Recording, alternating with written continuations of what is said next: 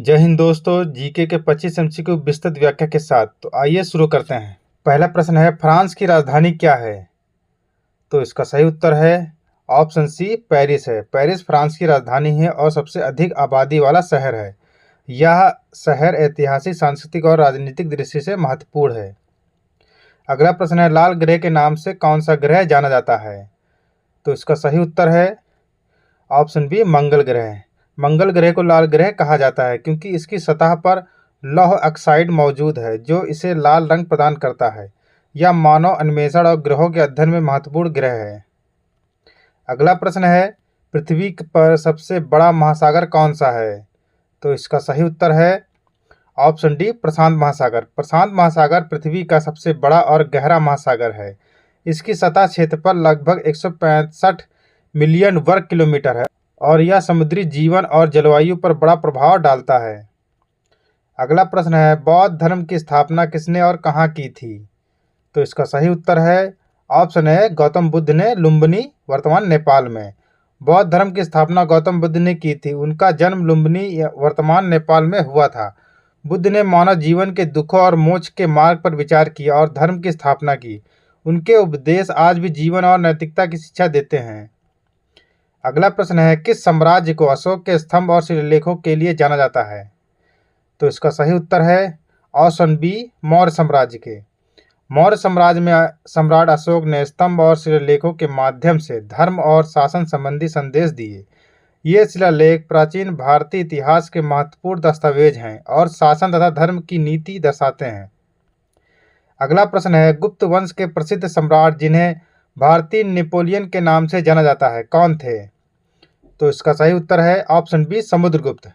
समुद्रगुप्त को भारतीय इतिहास में भारतीय नेपोलियन कहा जाता है। उन्होंने अपने साम्राज्य का विस्तार किया और विजय शिलालेखों में अपने सैन्य अभियान का विवरण लिखा है।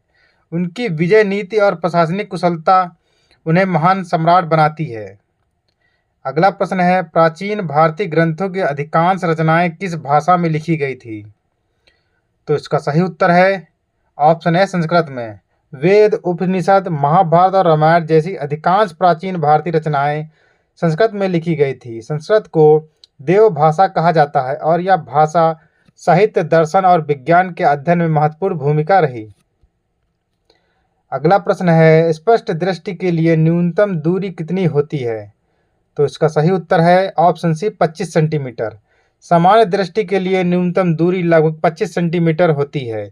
यह दूरी आंख की सर्वोत्तम स्पष्टता और आरामदायक देखने के लिए मानक है। इससे निकट दृष्टि और पढ़ने की क्षमता मापी जाती है। अगला प्रश्न है, समतल दर्पण की वक्रता त्रिज्या क्या होती है? तो इसका सही उत्तर है ऑप्शन है, अनंत। समतल दर्पण की वक्रता त्रिज्या अनंत होती है क्योंकि इसकी सतह पूरी तरह से सीधी होती है। वक्र दर्पणों के विपरीत इसमें कोई एकाग्रता केंद्र नहीं होता है। अगला प्रश्न है, आइरिस के मध्य वाले छोटे छेद को क्या कहते हैं? तो इसका सही उत्तर है ऑप्शन बी, पुतली।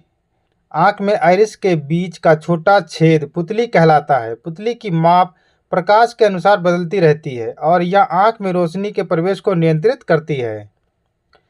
अगला प्रश्न है, मनुष्य के स्वस्थ आंख में प्रतिबिंब कहाँ बनता है? तो इसका सही उत्तर है ऑप्शन सी, रेटिना पर। आंख में रोशनी सबसे अंत में रेटिना पर पड़ती है। रेटिना में प्रकाश संवेदनशील कोशिकाएं होती हैं जो दृश्य को मस्तिष्क पर संदेश के रूप में भेजती हैं। इससे हम चीज़ों को स्पष्ट रूप से देख पाते हैं। अगला प्रश्न है, फेदोमीटर का उपयोग किसे मापने के लिए किया जाता है? तो इसका सही उत्तर है ऑप्शन है, महासागर की गहराई को। फेदोमीटर एक उपकरण है जिसका उपयोग महासागर या समुद्र की गहराई मापने के लिए किया जाता है। हाइड्रोग्राफी में यह महत्वपूर्ण है और जलयान संचालन में इसका प्रयोग होता है। अगला प्रश्न है, किसका दृष्टि क्षेत्र सबसे बड़ा होता है? तो इसका सही उत्तर है ऑप्शन है, उत्तल दर्पण का। उत्तल दर्पण का दृष्टि क्षेत्र सबसे बड़ा होता है। यह दर्पण पास की वस्तुओं को बड़ा दिखाता है और प्रकाश को एकाग्र करता है। अगला प्रश्न है, प्रकाश वर्ष किसकी माप है? तो इसका सही उत्तर है ऑप्शन बी, दूरी की। प्रकाश वर्ष दूरी की माप है। यह वह दूरी है जो प्रकाश एक वर्ष में तय करता है। लगभग 9.46 ट्रिलियन किलोमीटर। इसे खगोल विज्ञान में तारों और आकाशीय पिंडों के बीच की दूरी मापने के लिए उपयोग किया जाता है। अगला प्रश्न है, लंबाई की सबसे छोटी माप कौन सी है? तो इसका सही उत्तर है option C, Fermi metre. Fermi metre लंबाई की सबसे छोटी मापों में से एक है। यह परमाणु के नाभिक और उप परमाणु कणों की दूरी मापने के लिए प्रयोग होती है। अगला प्रश्न है, कार्य करने की क्षमता को क्या कहते हैं? तो इसका सही उत्तर है ऑप्शन सी, ऊर्जा। किसी वस्तु के कार्य करने की क्षमता को ऊर्जा कहते हैं। यह भौतिकी की मूल अवधारणा है। ऊर्जा विभिन्न रूपों में हो सकती है, जैसे गतिज ऊर्जा, स्थिर ऊर्जा और तापीय ऊर्जा आदि। अगला प्रश्न है, फैराड किसका माप है? तो इसका सही उत्तर है ऑप्शन है, धारिता का। इलेक्ट्रिक धारिता को मापने की इकाई फैराड है। यह दर्शाता है कि किसी संधारित्र में कितनी चार्ज स्टोर हो सकती है और इसे जूल प्रति वोल्ट के रूप में भी समझा जा सकता है। अगला प्रश्न है, भारत की सबसे पुरानी सभ्यता कौन सी थी? तो इसका सही उत्तर है ऑप्शन बी, सिंधु घाटी सभ्यता। सिंधु घाटी सभ्यता भारत की सबसे प्राचीन सभ्यता मानी जाती है। इसकी नगर योजना, जल निकासी व्यवस्था और सामाजिक संगठन अत्यंत उन्नत था। मोहनजोदड़ो और हड़प्पा इसके प्रमुख शहर थे। अगला प्रश्न है, प्रसिद्ध प्राचीन भारतीय ग्रंथ अर्थशास्त्र किसने लिखा था? तो इसका सही उत्तर है ऑप्शन बी, कौटिल्य यानी चाणक्य ने। अर्थशास्त्र ग्रंथ का लेखक कौटिल्य यानी चाणक्य हैं। यह ग्रंथ शासन, राजनीति, अर्थव्यवस्था और सैन्य नीति पर आधारित है। चाणक्य मौर्य सम्राट चंद्रगुप्त मौर्य के गुरु भी थे। अगला प्रश्न है, वैदिक सभ्यता से संबंधित कौन सी नदी है? तो इसका सही उत्तर है ऑप्शन सी, सरस्वती नदी। वैदिक सभ्यता मुख्यतः सरस्वती नदी घाटी से जुड़ी हुई थी। यह नदी अब सूखी हुई मानी जाती है। वेदों के अधिकांश ग्रंथ इस नदी घाटी में रचित हुए थे। अगला प्रश्न है, महल में स्थित ग्रेट बाथ कहाँ है? तो इसका सही उत्तर है ऑप्शन बी, मोहनजोदड़ो में। ग्रेट बाथ मोहनजोदड़ो में स्थित है। यह सिंधु घाटी सभ्यता के सार्वजनिक जल स्थान स्नान व्यवस्था को दर्शाता है और इसकी वास्तुकला और जल निकासी प्रणाली अत्यंत उन्नत थी। अगला प्रश्न है, विश्व युद्ध सेकंड के दौरान पहला परमाणु बम किस शहर पर गिराया गया था? तो इसका सही उत्तर है ऑप्शन बी, हिरोशिमा पर। विश्व युद्ध द्वितीय में पहला परमाणु बम हिरोशिमा यानी जापान पर गिराया गया था। यह घटना युद्ध और मानव इतिहास में निर्णायक मोड़ थी और परमाणु हथियारों के प्रभाव को दर्शाती है। अगला प्रश्न है, प्रसिद्ध कलाकृति मोनालिसा किसने बनाई थी?